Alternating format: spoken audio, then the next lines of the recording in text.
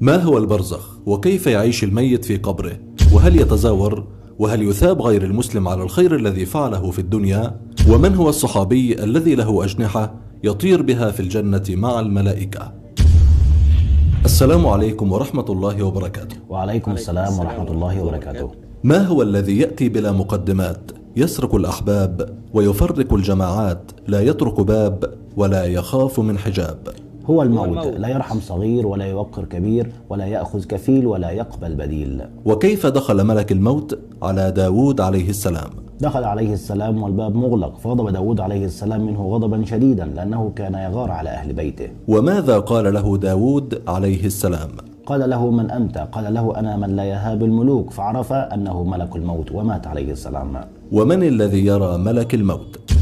الذي يرى ملك الموت هو المتوفى، ولكن يراه على حقيقة عمله، إن كان خيرا فخير وإن كان شرا فشر.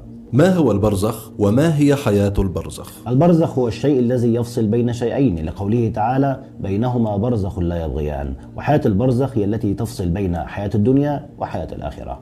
وكيف يعيش الميت في قبره؟ يعيش الميت في قبره على 3 أحوال: إما أن يكون كافر، وإما أن يكون مؤمن، وإما أن يكون مسلم عاصي.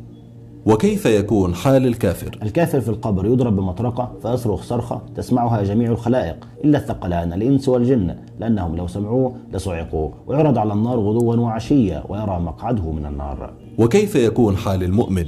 المؤمن يبشر بالجنة عند الاحتضار، وينعم في قبره، ويرى مقعده من الجنة، ويقول: رب أقم الساعة. وكيف يكون حال المسلم العاصي؟ ينقسم إلى قسمين: إما أن يعذب في القبر وبعد ذلك ينعم ويدخله الله تعالى بعد ذلك الجنة، والقسم الآخر يعذب في القبر وبعد ذلك يعذب في الآخرة فيرحمه الله تعالى ويخرجه من النار ويدخله الجنة. وهل يتزاور الميت في قبره؟ من نعيم المؤمنين أنهم يتزاورون، أما الكافرين فهم مشغولون بالعذاب عن التزاور. وما هي فتنة القبر؟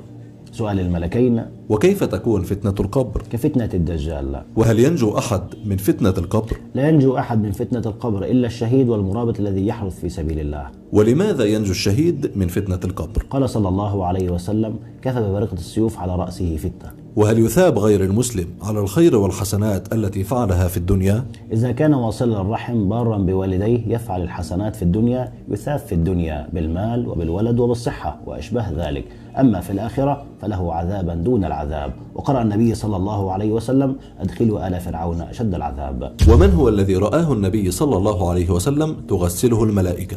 وحنظلة ابن أبي عامر. ومن هو الصحابي الذي رآه النبي صلى الله عليه وسلم له أجنحة يطير بها في الجنة مع الملائكة؟ وجعفر ابن أبي طالب رضي الله عنه، ابن عم النبي صلى الله عليه وسلم، فقد استشهد في غزوة مؤتة وقطعت يداه، فعوضه الله تعالى عنهما بجناحين يطير بهما مع الملائكة في الجنة. ومن هو الذي رأى النبي صلى الله عليه وسلم زوجاته من الحور العين يتسابقن إلى احتضانه؟ هو جليبيب رضي الله عنه، عندما استشهد في غزوة من الغزوات وقتل 7 من المشركين، فقال النبي صلى الله عليه وسلم: هو مني وأنا منه. وشاح النبي صلى الله عليه وسلم بوجهه عن زوجاته من الحور العين لأنه علم أنه رجل غيور. وما هو اليوم الذي هو خير من صيام شهر وقيامه؟ رباط يوم في سبيل الله، لقوله صلى الله عليه وسلم: رباط يوم في سبيل الله خير من صيام شهر وقيامه. وما هو الشيء الذي لا ينجو منه أحد؟ يضمة القبر، وهي ضمة لا ينجو منها أحد، صغيرا كان أم كبيرا، برا كان أم فاجرا، مسلما كان أم كافرا، فالمسلم على حسب عمله، ولكن الكافر تختلف فيها أضلاعه. وما هو أفظع منظر رآه النبي صلى الله عليه وسلم؟ قال النبي صلى الله عليه وسلم: ما رأيت منظرا قط إلا القبر أفظع منها. ومن هم الذين رآهم النبي صلى الله عليه وسلم يعذبون في قبورهم؟ هو رجل كان يمشي بالنميمة، والآخر كان لا يستتر من بوله. وما هو الفرق بين الموت والقتل؟ القتل هو هدم للبنية فتخرج الروح، أما الموت فتخرج الروح أولا فتهدم البنية. كل العبادات يحسد عليها الإنسان إلا واحدة، فما هي؟ التواضع.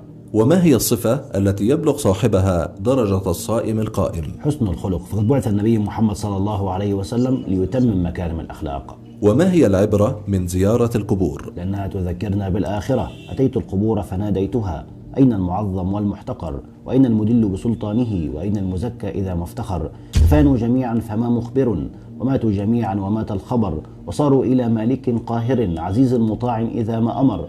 تروح وتغدو بنات الثرى فتمحو محاسن تلك الصور، فيا سائلي عن أناس مضوا، أما لك فيما مضى معتبر؟